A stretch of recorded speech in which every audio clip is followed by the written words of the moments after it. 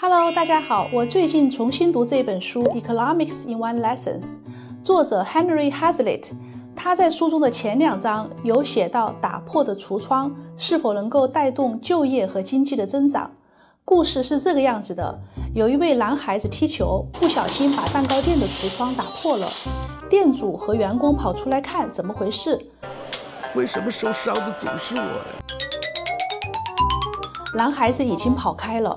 店主看到破坏的橱窗很生气，得马上修，但是找玻璃工来修橱窗得花250美金。员工就安慰店主说：“你请人来修橱窗，付250美金，你是在给工人提供了就业机会，增加他的收入。玻璃工拿了这个钱，可以去买其他的商品，又给其他的人带来收入。所以玻璃损坏对人是有利的，提供了工作机会和收入。”从员工的角度来说，他说的是事实，但是从店主的角度来说，他需要付出250美金。这250美金本来他是可以用来去买一套西装的，所以对店主来说，玻璃还是一块玻璃，但他却少了一套西装，他的生活品质是下降的。我们再往深处想，如果买西装，是不是会增加裁缝的收入？裁缝有了钱，会不会去购买商品？这个例子说明，玻璃工有工作，裁缝却失去了工作，没有了新的工作被增加。通常人们只看到了玻璃工和店主，我们都忘记了裁缝，他永远都不会出现。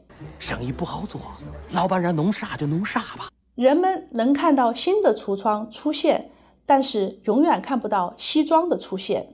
我们不能只看到眼前能看到的。我们再来说灾难，比如战争和天灾。很多人认为战后的重建是一件好事情，能出现经济增长奇迹，百废待兴。在2战以后，欧洲一片狼藉，人们认为这可以带动建筑、冰箱、汽车、轮胎等等行业。这同破坏的橱窗是一个概念。这一次是一系列的橱窗悖论，人们没有区分需要和需求的概念 ，need versus demand。战争的破坏越大，贫穷越深。需要不是需求，有效的经济需求不是需要，而是购买力的增加。购买力是会增加新的工作机会。很多人错误地认为购买力强就是钱的增加，钱越多，购买力就越强。但是如果不创造新的工作机会和商品，钱的增加会引起商品的价格增加，会引起通货膨胀，钱会失去了价值，购买力反而是减弱的。我们回到2战以后的话题，当人们不得不盖房子、造冰箱的时候，失去了劳动力和生产力去创造新的行业。任何时候，当一种生意增加的时候，另外一种生意就会减少。战后的重建改变了各行各业本来的平衡和结构。很多经济学悖论倾向于从集体和国家的角度看，忘了从个人的角度看。没有人愿意自家的房子被炸毁，重盖是一件好事情。很多经济学家没有理解增加货币的数量引起复杂的后果。